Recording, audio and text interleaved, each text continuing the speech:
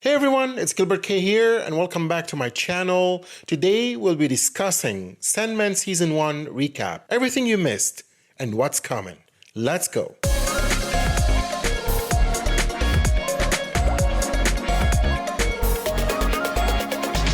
First thing first, if you're new to my channel, don't forget to like, subscribe, and share. Also check other episodes. You can listen to this episode and others on any podcast platform.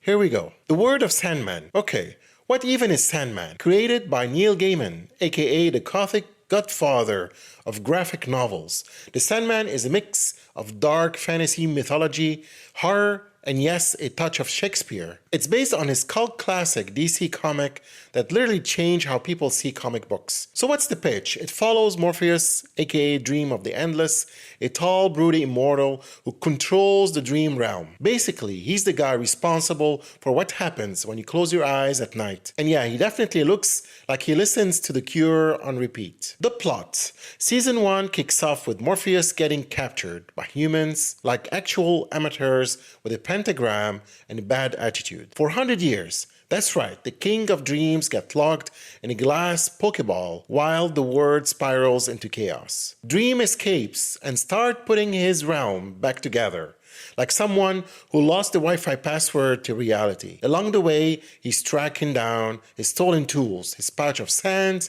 his fancy helmet, and his ruby, all of which are scattered across realms and very, very bad hands. We meet Lucian, his loyal librarian and low-key MVP, the Corinthian, a nightmare with teeth for eyes. Yes, that happens. John Dee, played creepily well by David Thewlis, who turns a diner into hell on earth. Is that one horrifying episode Death? Dream's older sister, who is, plot twist, warm, funny, and the one endlessly actually want to get coffee with. Desire, who is a vibe, a mood, a problem. And don't forget Rose Walker, a vortex of dreams and probably the reason your therapist is booked solid. All of this leads to a showdown that isn't about fist, but about dream logic, inner strength, and what happens when humans mess with cosmic stuff they don't understand. Characters. Let's talk cast. Tom Sturridge as Morpheus.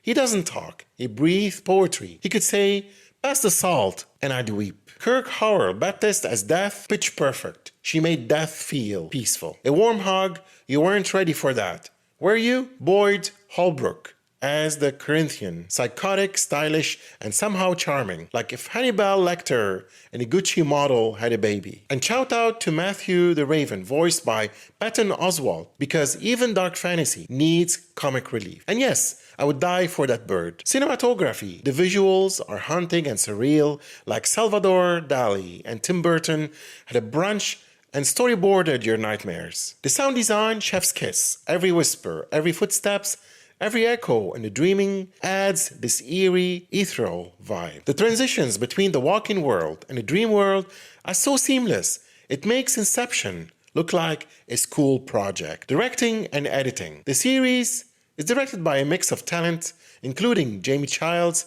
The show flows like a graphic novel come to life. The pacing is bold, it's not afraid to slow down and linger, just like your thoughts at 3 a.m. Editing-wise, it's slick, but poetic. Scenes don't just move, they drift, they morph, they bleed into one another. The diner episode alone, that's a horror short film masquerading as TV. Fun facts you didn't know you needed. Neil Gaiman was heavily involved, like this is my baby and you won't mess with it. Fun facts. Neil Gaiman was heavily involved, like this is my baby and you won't mess it up levels of involved. Respect. From the comic, and it was wrecked fans the best way. The Diner episode 24/7 was adapted almost word for word from the comic and it wrecked fans in the best way. The casting of Gwendolyn Christie as Lucifer inspired. They made Lucifer stylish, calculating, and more intimidating than most horror villains.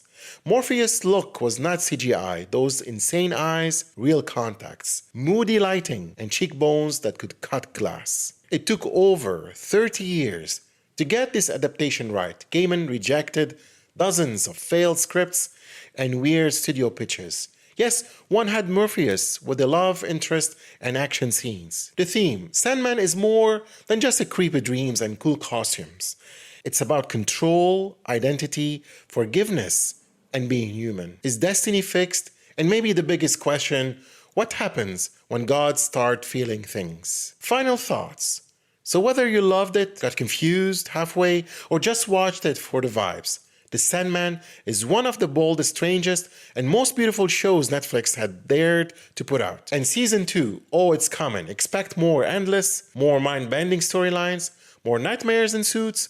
But for now, if you made this far, you're officially a dreamling. That's all, folks. Thank you for watching or listening to the Sandman Season 1 recap, everything you missed and what's coming.